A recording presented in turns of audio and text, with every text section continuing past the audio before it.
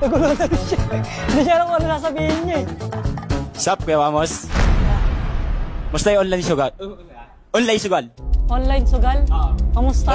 Balita ako, marami ka na nai-scam at nabubudol ah. Sayang eh. Wala na eh. Imbis na i-motivate mo yung mga Pilipino sa tamang gawain, i-motivate mo yung mga Pilipino sa sugal. Tama ba yun?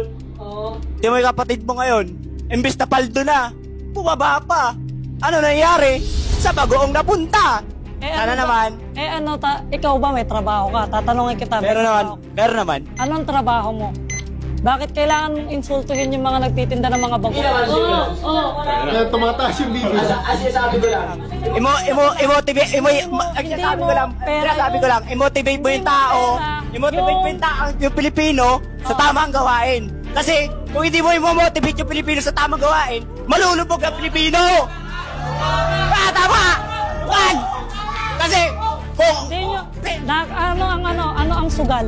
labas ng pera. Paglalabas ng pera. Oo. Nagsusugal ka? Hindi.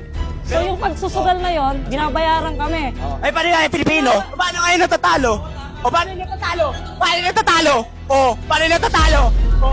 Boy, Oo. kung hindi mo ako pagsasalitain, ulitin ko sa'yo, magmumukha kang tama. Ang tao, parehas yan, both side yan.